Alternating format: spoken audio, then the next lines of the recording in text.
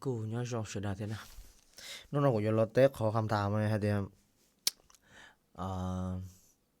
lúc là kèm nó này ạ. Thì mà cũng mò cũng kia hậu mà cũng mò o luôn này ạ. Cũng kia uang gạo sốt tông này ạ mò luôn. Tất nhiên mà cũng như là kia luôn nó thế. Mấy trong cũng như là trong đó cho của thì lại thảo là uang tàu giang gạo ở trên đó thì ta là chỉ bảo họ import file tạo về uang ít cho ít giang gạo này ạ. Cũng như là kia cho khăn đó nè. Thảo con cái kia hậu program cho nó. Còn nó mà giờ họ sọt tông này à lúc program nó nhận có sọt tông là những giờ họ sọt tông á nó tất nhiên mà cụ chỉ cụ chỉ sọt tông cụ chỉ khom uống thôi cụ chỉ khom cho uống để lúc program họ sọt tông ấy lúc program cho nên nó nè lúc đuôi trong giờ nó ok chế thảo này mùa trung cao à mùa còn nó mùa này tụi mình buồn không thảo thì ý kiến này của cho mình gì đấy thế mà của tôi mới khó khiếp khi uống lời đấy à tất nhiên mà của cho mình gì mùa này còn nó chế một là nó chơi lon là khó thì ép audio tag nó mà do còn nó mà do dù dù cao dù lúc mà dù lúc xưa hùng cao đây à có một chú răng cao là cho hỏi có dù cao có lúc xưa hùng trao đó chỉ có lần cao khó nói à thì nhất định còn chỉ có sao bè thì có sao quá chi nữa tục luôn chỉ giờ thì thầu có cao thì có chỉ lên bàn thử lên đó àเราหนึ่งสองสามสี่ one two ทดสอบนู้นเรากูยกเคสจะเก import ไฟล์ต่อไปว่าไปวันก็ mp3 เต้นเด้อโอเคต่อกูชิจอใช้ตรงนี้จ้ะ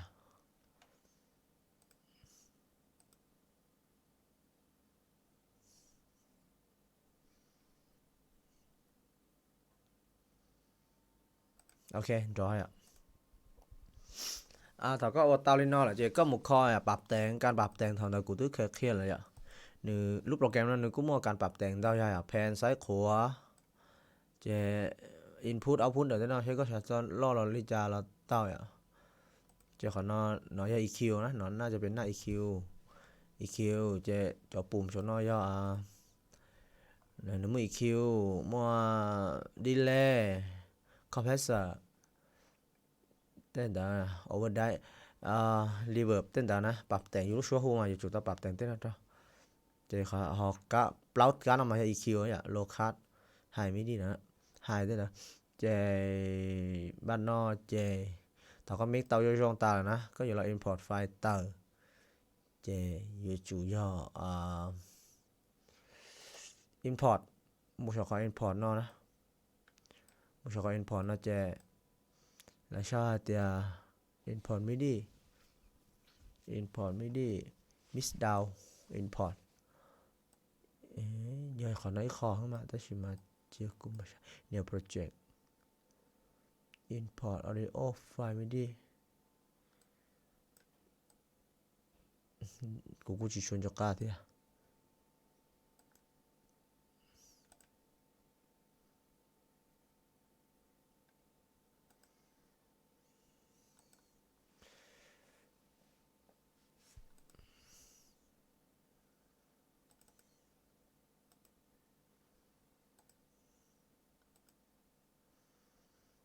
ยงลีจะขอนอชุดนะยงลีจะขอนอแหละ import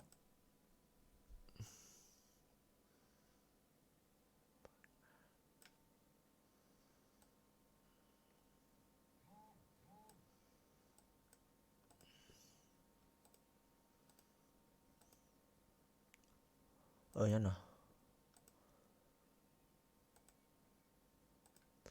ในช่วงนี้นอนอะไรthảo có thảo có ô tao ta có miếng tao ta nó chỉ có một họ import nó chỉ bài nào họ nó import rồi ô midi file nó import nóปุ๊บthảo chúng nó chỉ là import cho dù nó để import ta cho dù nó chỉ bắt nó có dù có dù mồm long sang cao sao có dù một chơi sang cao chỉ có tờ lúc program này tờ vềเลยchỉ có bài học lúc bài học จากการไฟล์นั้นมันนึกว่าเรารูปแบบนั้นเนี่ยได้จากสต๊อกมาแต่เอาหนึ่งรูปโปรแกรมนั้นหนึ่งรูปสีด้าเราก็มั่วเลย ta chỉ mà những cái mũi à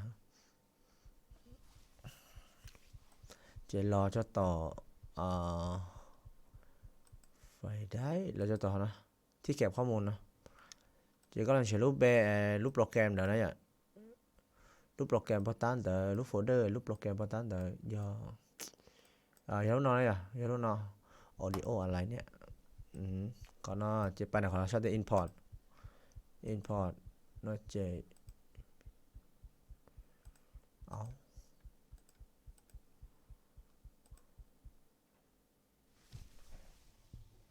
ชื่อทดสอบนู้นเราคุยว่าเครียดจะเก import ไฟล์แต่ว่าไปวันเก้า MP3 ด้วยนะโอเคในแต่ละยอดของนอนะเจนในแต่ละยอดของนอเจนในตาลินอเสียปองแคชเชียในตาลินอหรือสินะแก import แต่รูปโปรแกรมนะเจนในตาลินอเสียในย่องหยีเสียกูจะอธิบายโดยอีทีนสิโดยที่กูจะจิตัดต่อคลิปแล้วนะกูจะอ้วแบบยาวไปเลยอ้วนได้นอเจมูหารูปโปรแกรมน้อยรูปโปรแกรมน้อยมูดาวน์โหลดรูปโปรแกรมน้อยรอนะยันได้ฉีดรูปโปรแกรมน้อยอ้วนแล้วมูหารูปโปรแกรมน้อยตกลงเจไปสร้างแทงเนี่ยตัวแมนบ้านเนาะเจใช้ยังก็มูจอมิดี้เนี่ยหาเลยนะเจก็มูแต่เขาน้อยยังก็มูก็มูมองเก้าโลมูมองเต้นเต๋อนะมูมองเก้าโลมองกลองมองจอยมิดี้เนี่ยหาcho là huนะเจก็มูแต่เป๊ะแทงน้อยhọ giờ thì có một cái câu số hu thôiนะเจก็มูแทงที่อีน้อยép audioแทงมูเขาน้อยเจชอบลงไปเหตุชอบจะอะไรเนี่ยอยู่นะชอบจีเชื่อเอาไม่ออกโอ้จีนน้อยเลยจ้ะแล้วอีจอซะตกลงเจเกอร์1 2 3นู่นกูจะล็อกให้จะแก import ไฟล์ต่อไปเป็น mp3 ยกตัวอย่างเลยนะสินะ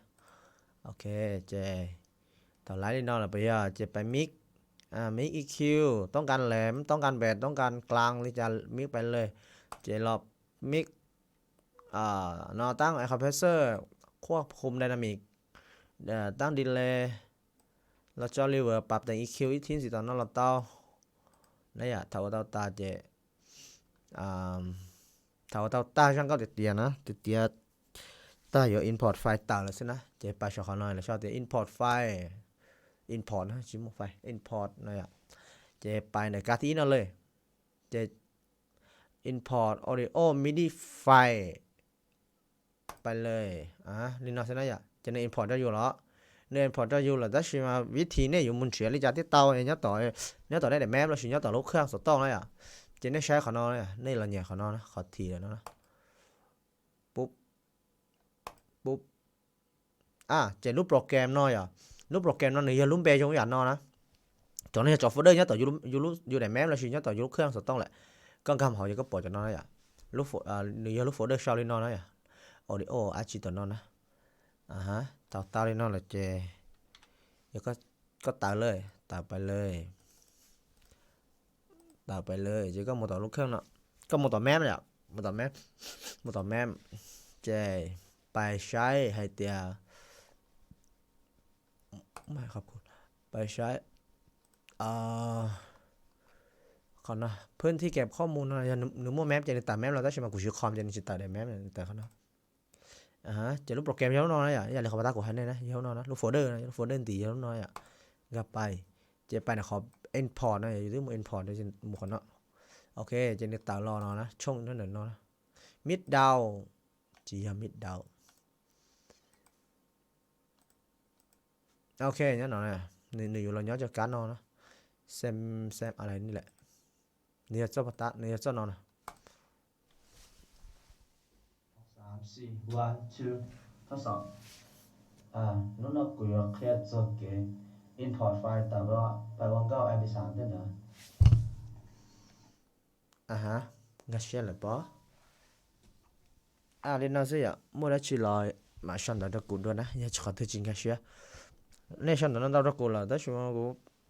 กูเป็นอ้วนก็แท้กูชิชวนของเจกูเตะหลอดเตะกันซื้อ